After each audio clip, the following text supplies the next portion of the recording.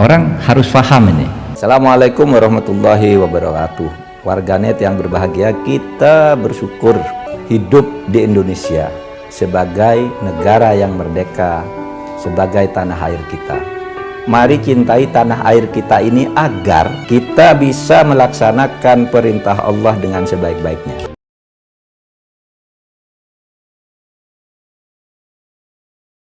Dengan tingkat kepuasan yang akan sampai 82,2%, banyak yang meyakini, analis politik satu suara mengatakan bahwa Jokowi adalah Kingmaker 2024. P3 menugaskan Sandiaga Uno sebagai kader baru menjadi Ketua Badan Pemenangan Pemilu atau Bapilu. P3 pun usulkan Sandi dampingi Ganjar. Sebelumnya Sandi mengaku sudah mengkonsultasikan posisinya sebagai kader baru P3 kepada Presiden Joko Widodo.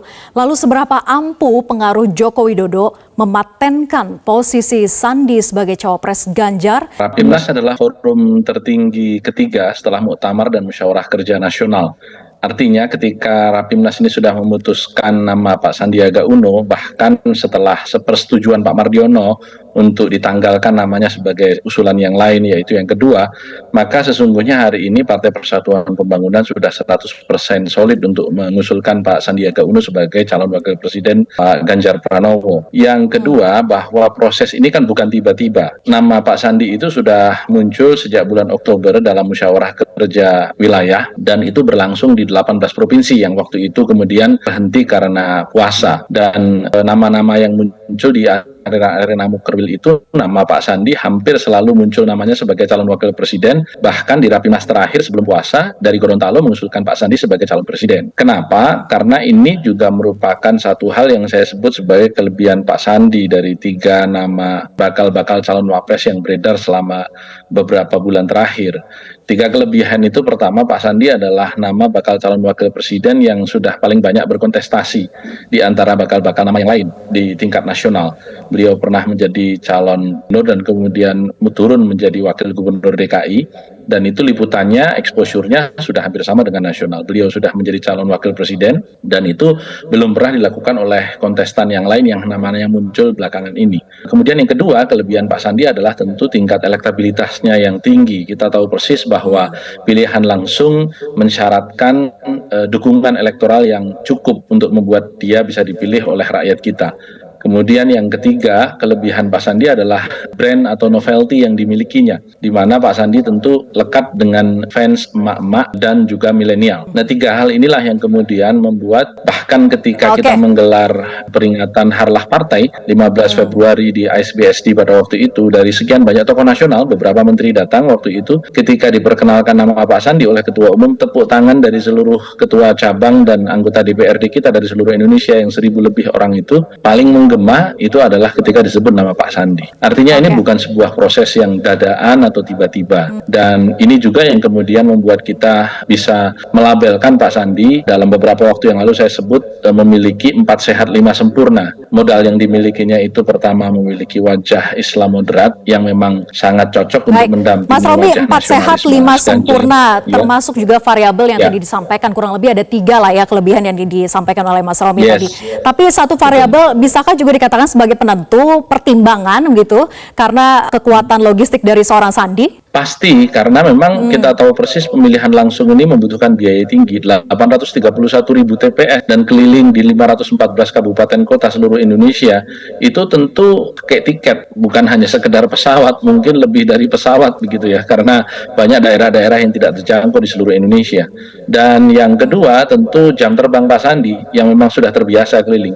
Kita tahu persis bahwa politisi-politisi hebat dimanapun di dunia ini itu memiliki stamina yang juga hebat, dan itu penting saya kira untuk mengawal proses yang disebut oleh Presiden sebagai bonus demografi yang selama sampai dengan 2038 besok itu harus didapatkan pemimpin yang tepat dan tahu persis untuk memanfaatkan peluang once in a lifetime untuk Indonesia ini. Saya kira Pak Sandi memiliki satu kapasitas dan memiliki pengalaman yang cukup untuk itu. Kita apresiasi ya keterus-terangan dari Mas Romi bahwa P3 memang mempertimbangkan tadi kekuatan logistiknya Sandi. Saya ingin ke Mas Burhan kalau begitu. Mas Burhan, kekuatan logistik Sandi ini seberapa pengaruhnya sih di Pilpres 2024 mendatang? Kalau kita flashback ke belakang kan memang Sandi itu selalu totalitas ya. Kalau di Pilpres 2019 dengan Prabowo misalnya, mengeluarkan kekuatan logistik yang sangat besar nilainya, bahkan 1 triliun kalau tidak salah begitu. Kemudian sebelumnya juga di Pilgub DKI. Kekuatan logistik Sandi kan sudah teruji dari beberapa kali pelaksanaan Pilpres 2019, kemudian juga Pilgub DKI begitu ya. Sandi begitu total menyangkut dengan kekuatan logistik ini, bahkan sempat mengeluarkan 1 triliun lah begitu. Nah, tadi juga diakui oleh Mas Romi bahwa faktor kekuatan logistik juga menjadi salah satu pertimbangan P3. Nah, kalau menurut Anda seberapa kuat pengaruhnya kekuatan logistik Sandi ini dalam Pilpres 2024 mendatang? Pilpres ini kan hajatan besar.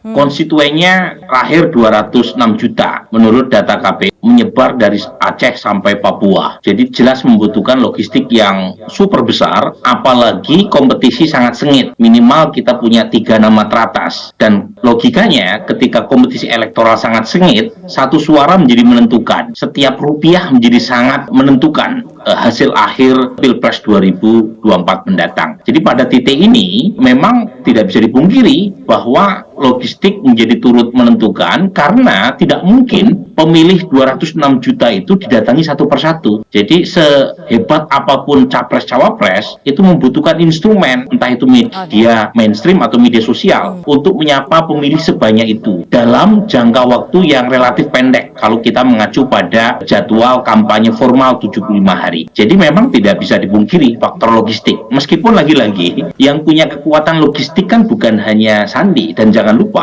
PDI Perjuangan ini partai pemenang 2 pemilu terakhir, the ruling party, yang akses bisnisnya kuat. Jadi menurut saya kalau hanya faktor logistik saja yang dicoba untuk diyakinkan ke Ibu Mega, saya kira Ibu Mega kurang bergeming. Harus ada nilai tambah yang lain supaya Sandi dilirik sebagai cawapres Mas Ganjar. Karena di antara partai yang punya akses logistik kuat, karena jejaring bisnis yang kuat juga, itu PDI Perjuangan. Dan PDI Perjuangan juga bisa mencalonkan capres-cawapres tanpa harus berkoalisi dengan partai lain. Jadi memang PDI Perjuangan punya banyak keleluasaan, dan karenanya P3 dan Mas Sandi harus pintar-pintar menjadi marketing ya, supaya Mas Sandi bisa dipinang sebagai cawapres Mas Ganjar di luar dari urusan logistik dan ini partai. Ya, bukan hanya faktor kekuatan logistik, tapi juga bagaimana dengan posisi Presiden Jokowi. Apakah memang benar di balik langkah politik Sandi dan bisa juga untuk mempengaruhi sampai ke tangan Ibu Mega? Karena biar bagaimanapun Bu Mega adalah penentunya. Memang Pak Jokowi tidak bisa dipungkiri lagi ya sebagai the real kingmaker. Popularitas tinggi, pada saat yang sama memiliki kuasa atau kendali atas partai-partai yang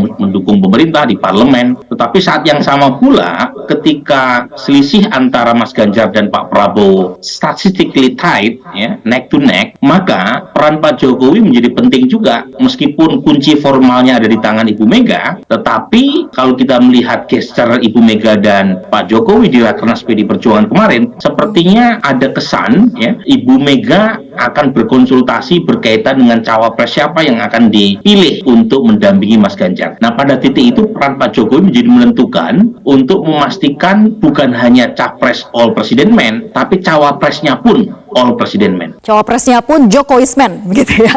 Oke, saya ingin ke Mas Romi. Mas Romi, bagaimana Anda memaknai pernyataan Sandi bahwa dirinya sudah lapor ke Presiden, dan kedua Sandi mengatakan siap meneruskan program Joko Widodo, artinya tiket Sandi ini apakah karena restu dari Presiden Joko Widodo? Kalau kita melihat proses perjalanan Pak Sandi di P3 yang tadi sudah disebutkan sudah berjalan selama 7 bulan. Ketika pertama kali Pak Sandi kulonwun kepada Ketua Umum kami Pak Mardiono, saat itu pun beliau sudah mengatakan bahwa kami ini sudah pamit dengan Bapak Presiden untuk kulonwun kepada P3, untuk permisi kepada P3. Dan amanat beliau sebenarnya bukan hanya P3 tetapi partai-partai berbasis Islam. Nah, artinya yang disampaikan Pak Sandi hari ini itu lebih merupakan konfirmasi saja dari apa yang sejak 7 bulan silam itu memang sudah disampaikan kepada kami. Artinya yang dilakukan ini sudah sejalan. Kalau tadi Mas Burhan menegaskan adanya kebutuhan untuk all the president's men, baik untuk capres maupun cawapres, ini kan sebenarnya juga sudah saya sampaikan sejak berbulan-bulan silam juga, bahwa inilah bahagian dari upaya Pak Jokowi untuk memastikan agar semua legacy yang memang multi-year sekarang ini banyak belum selesai, itu bisa dilanjutkan, karena itu bahagian dari upaya menerus Indonesia untuk membangun produktivitas nasional pada skala yang panjang. Dan tentu kita tahu persis bahwa setiap kerja presiden hari ini di Indonesia dibatasi hanya 2 periode. Sementara untuk membangun produktivitas tidak cukup 10 tahun. Itulah kenapa beliau mengatakan berkali-kali kebutuhannya untuk memastikan agar proses pembangunan nasional yang waktunya secara demografik bonus itu hanya dibatasi sampai 2038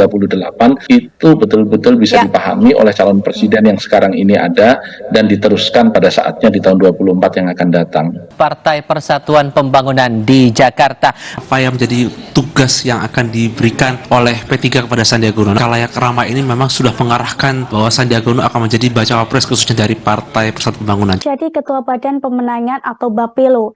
Usulan tersebut muncul dari PLT Ketua Umum P3 Mardiono saat rapat pimpinan nasional atau Rapimnas yang digelar di Hotel Sultan Jakarta pada Jumat 16 Juni 2023. Jokowi memanggil Ganjar, Puan Maharani, hingga Sandiaga Uno ke Istana Negara. Presiden Jokowi membenarkan ada pertemuan dengan Ganjar Pranowo di Istana. Dalam pertemuan, Jokowi menyebut pembahasan terkait pengelolaan Candi Borobudur. Sandiaga Salahuddin Uno resmi menjadi kader Partai Persatuan Pembangunan atau P3. Peresmian ditandai dengan penyerahan kartu tanda anggota atau KTA. Saya makin tambah yakin memang Ganjar yang jadi presiden. Semoga Allah senantiasa menuntun kita di jalan yang diridhoinya. Aku qouli hadza, astaghfirullah li wa lakum. Wassalamualaikum warahmatullahi wabarakatuh. Terima kasih.